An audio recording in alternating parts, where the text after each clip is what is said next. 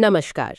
हमारे पास जो जानकारी है वो भारतीय संविधान, हमारी संसद, न्याय व्यवस्था और चुनावी सुधारों जैसे बड़े बड़े विषयों के सबसे अहम पहलुओं को सामने रखती है। तो आज कोशिश ये रहेगी कि इन मुश्किल लगने वाले टॉपिक्स के जो सबसे जरूरी पॉइंट्स हैं उन्हें आसान भाषा में समझें, ताकि हमारा बेस एकदम क्लियर हो जाए। बिल्कुल, हमारा मकसद इन जटिल विषयों के सार को पकड़ना है, ताकि ये जानकारी सिर्फ परीक्षा तक ही नहीं बल्कि लंबे समय तक याद रहे। तो चलिए शुरू करते हैं।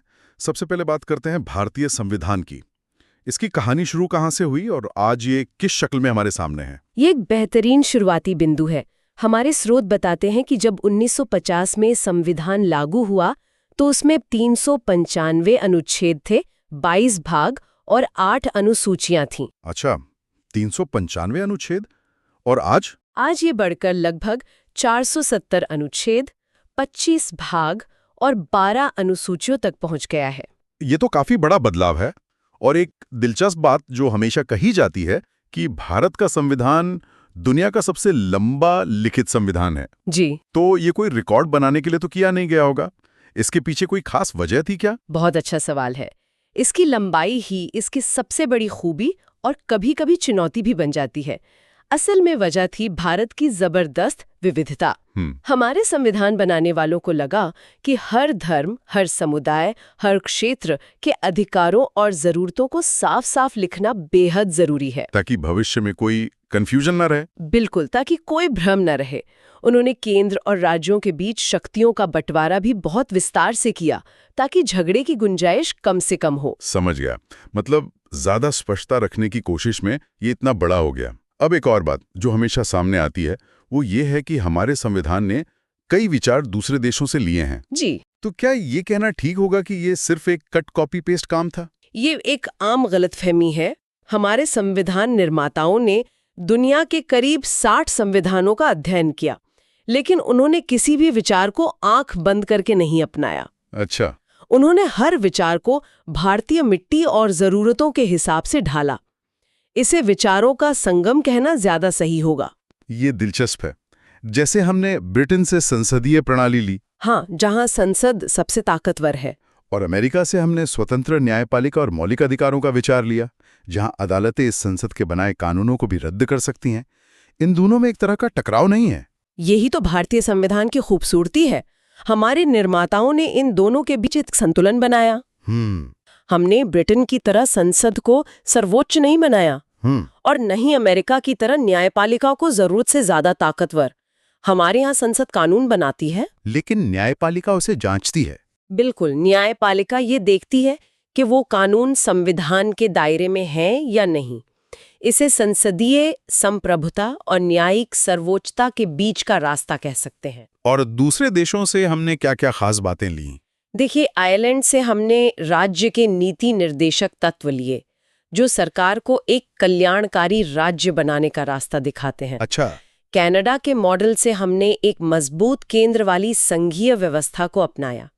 वहीं ऑस्ट्रेलिया से समवर्ती सूची का विचार लिया, जिस पर केंद्र और राज्य दोनों कानून बना सकते हैं। जी, और तत्कालीन सोवियत संघ से हमने मूल कर्तव्य लिए। चलिए अब संविधान की आत्मा यानी उसकी प्रस्तावना पर आते हैं। इसमें कुछ बहुत भारी शब्द हैं: संप्रभु, समाजवादी, पंथ निरपेक्ष, लोकतांत्रिक, गणराज्य। इनके असल में क्या मायने हैं? हर शब्द यूं कहें कि भारत के चरित्र की बुनियाद है। संप्रभु का मतलब साफ है, भारत अपने फैसले लेने के लिए पूरी तरह आजाद है। उस पर किसी बाहरी शक्ति का कोई दबाव नहीं।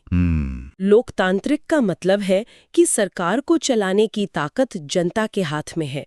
और गणराज्य का मतलब है कि देश का सबसे बड़ा पद यानी राष्ट्रपति का पद वंश के आधार पर नहीं बल्कि चुनाव के जरिए भरा जाता है। और ये जो दो शब्द हैं, समाजवादी और पंथ निरपेक्ष, ये तो शायद शुरुआत में नहीं थे। आपने सही पकड़ा, इन्हें बाद में जोड़ा गया था, है ना? जी बिल्कुल।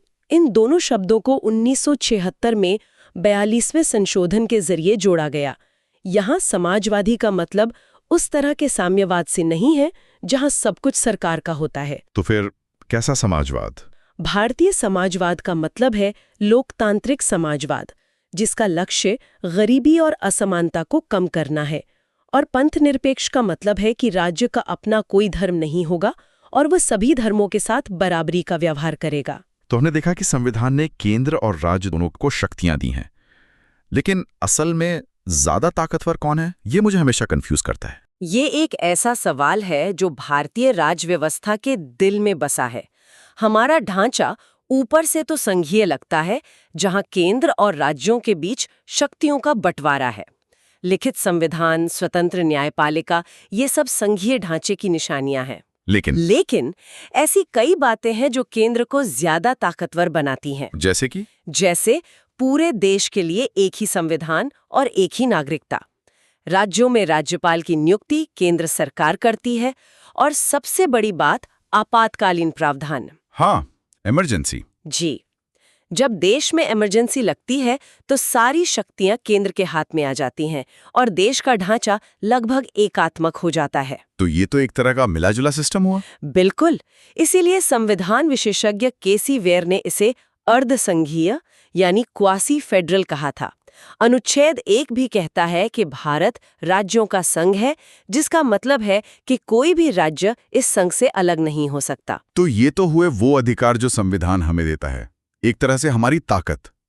लेकिन एक सिक्के के दो पहलू होते हैं। अगर हमें कुछ अधिकार मिलें तो देश के प्रति हमारी कुछ जिम्मेदारियां भी तो होंगी। निश्चित रूप से। और यहीं पर बात आती है मूल अधिकारों, नीति निर्देशक तत्वों और मूल कर्तव्यों की। ये तीनों मिलकर संविधान का दर्शन पूरा करते हैं। सबसे पहले मूल अधिकारों की बात करते हैं, जिन्हें भारत का मैग्ना कार्टा भी कहा जाता है। हाँ, संविधान का भाग 3 हमें 6 तरह के मूल अधिकार देता है। समानता का अधिकार, स्वतंत्रता का अधिकार, शोषण के विरुद्ध अधिकार, धार्मिक स्वतंत्रता का अधिकार, जी, संस्कृति और शिक्षा संबंधी अधिकार, और सबसे अहम संवैधानिक उपचारों का अधिकार, यानी अनुच्छेद 32। डॉक्टर अंबेडकर ने अनुच्छेद 32 को संविधान का हृदय और आत्मा कहा था। ऐसा क्यों? ये इतना खास क्यों है? क्योंकि ये वो चाबी है जो बाकी सभी अधिकारों के ताले खोलती है। अगर आपके किसी भी मूल अधिकार का हनन होता है तो अनुच्छेद 32 आपको सीधे सर्वोच्च न्यायालय जाने की ताकत देता है। अच्छा, सीधे सुप्रीम कोर्ट? लत के सुपर पावर्स कह सकते हैं। जैसे बंदी प्रत्यक्षीकरण का सीधा मतलब है शरीर को पेश करो। अगर पुलिस किसी को गलत तरीके से पकड़ ले तो अदालत ये रिट जारी करके कहती है, उस व्यक्ति को मेरे सामने लाओ, मैं देखूंगी कि गिरफ्तारी कानूनी है या नहीं। ये नागरिकों की व्यक्तिगत आजादी का सबसे बड़ा कवच है। और नीति निर्देशक तत्व यानी डीपीएसपी, अगर ये कानूनी तौर पर लागू नहीं किए जा सकते तो फिर इनका फायदा क्या है? ये देश का नैतिक कंपास है। आप इन्हें लागू करवाने के लिए अदालत नहीं जा सकते, लेकिन ये देश की सरकारों के लिए एक मार्गदर्शन का काम करते हैं। मतलब एक गाइडलाइन की तरह? बिल्कुल। जब भी कोई सरकार कोई नई नीति या कानून बनाती है तो उससे उम्मीद की जाती है कि वो इन निर्देशक तत्वों को ध्यान में रखे। और मूल कर्तव्य? मूल कर्तव्य 42वें संशोधन से जुड़े गए थे। ये हमें याद दिलाते हैं कि एक नागरिक होने के नाते देश के प्रति हमारी भी कुछ जिम्मेदारियां हैं। अधिकार और कर्तव्य, ये दोनों साथ साथ चलते हैं। चलिए, अब सरकार के ढांचे पर आते हैं, यानी हमारी संसद। इसमें लोकसभा और राज्यसभा 2 सदन हैं। हमें 2 सदनों की जरूरत ही क्यों पड़ी? ये सवाल भी बहुत अच्छा है। लोकसभा, जिसे लोगों का सदन कहते हैं, सीधे जनता का प्रतिनिधित्व करती है।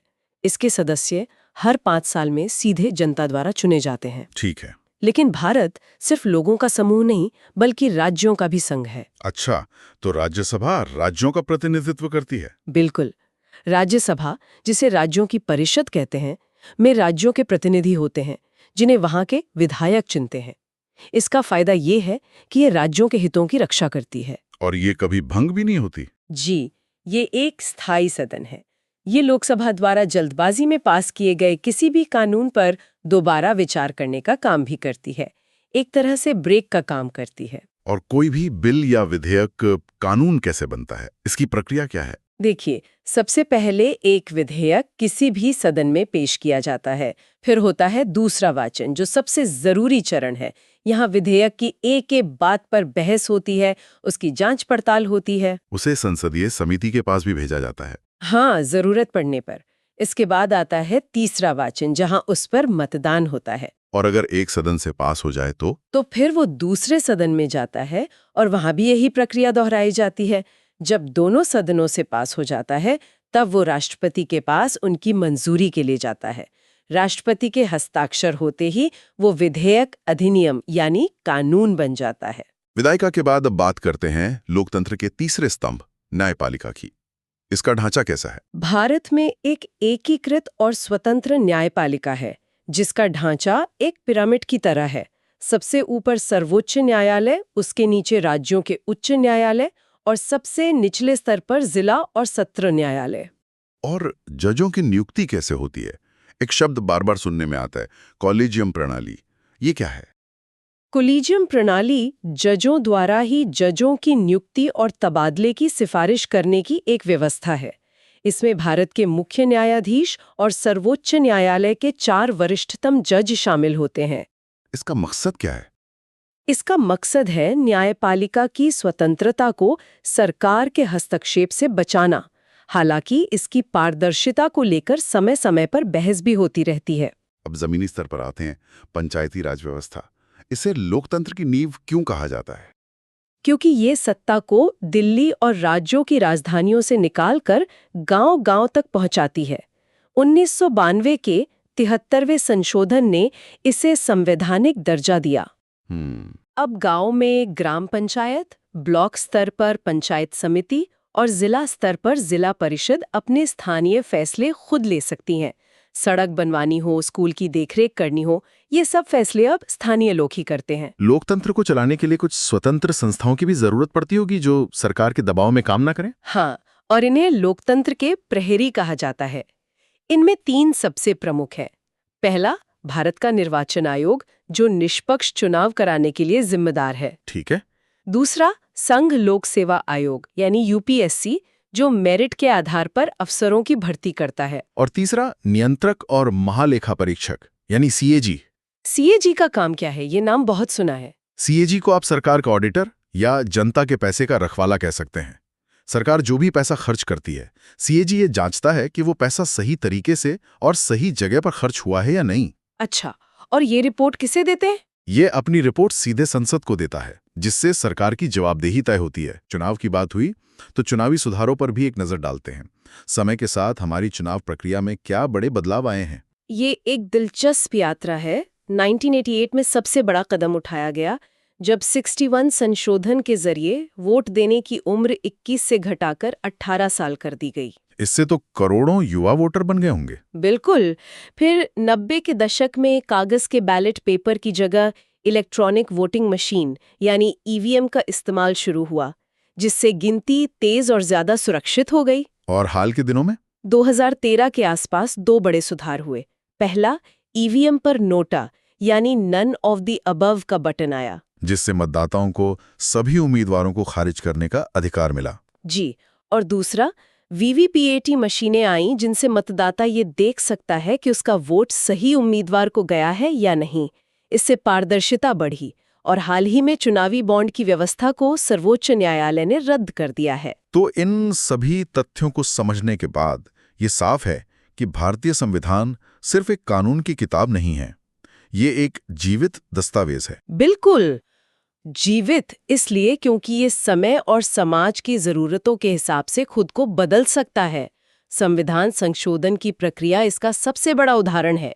ये कठोरता और लचीलेपन का एक अद्भुत मिश्रण है।